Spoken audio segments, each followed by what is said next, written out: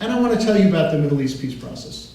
You heard in the introduction that I had the privilege of serving as the United States Ambassador to Egypt, appointed by President Bill Clinton, and as United States Ambassador to Israel, appointed by President George W. Bush. I've worked with administrations on both sides, and I've worked with the parties in the Middle East from all perspectives, through the good times of a peace process that held promise in the 1990s, to the bad times when I arrived in Israel in 2001 in the middle of an intifada in which suicide bombing was taking a terrible toll on lives and families and the lifestyle of Israelis. The Israeli and Arab peoples need the United States' strong leadership in order to help them make the peace that they want. And if you doubt that they want the peace, look at the public opinion polls, even in the midst of the intifada on both sides. Prime Minister Sharon and I used to compare those polls when I would meet with him.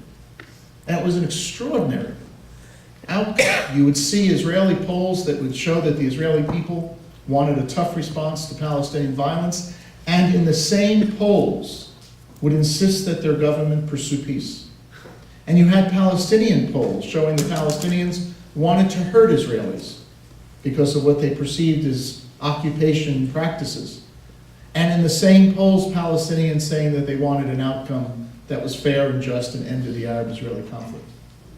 And every time you talk to Israelis and Palestinians, as I continue to do, this past summer, my wife and I spent 5 weeks in Israel. I had a chance to visit with Palestinians during that time, and I also visited Damascus during that visit.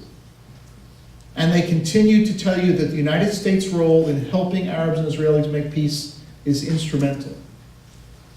Now, Senator Obama told both Israelis and Palestinians this summer during his visit that he will be an active helpmate to them as they try to make peace.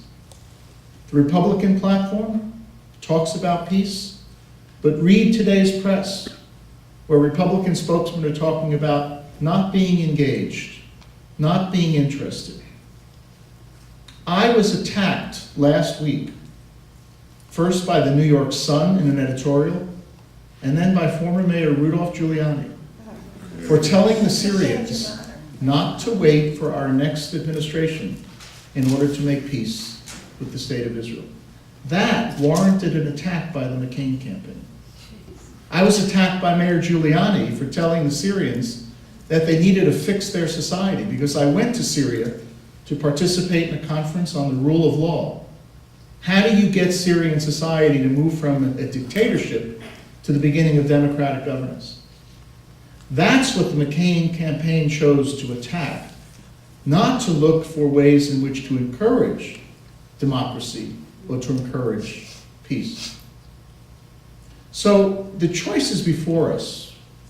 You've heard from our young colleagues, you've heard from rabbis, you've heard from our elected representatives, you've heard from veterans. In every one of these critical areas, you have been shown tonight with evidence that there really is no choice. That for the good of us,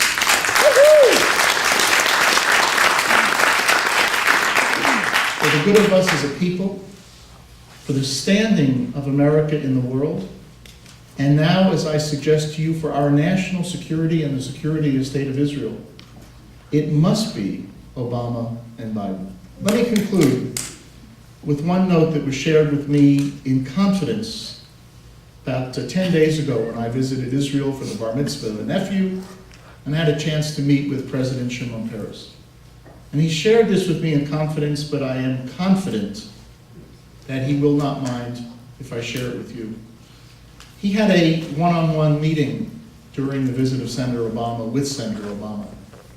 And among the things they talked about, he said to me that he told Senator Obama that what Israel needs most from a president of the United States is for that president to be good for America.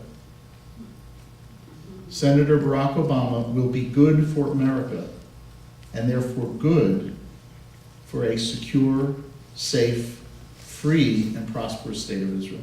Thank you very much.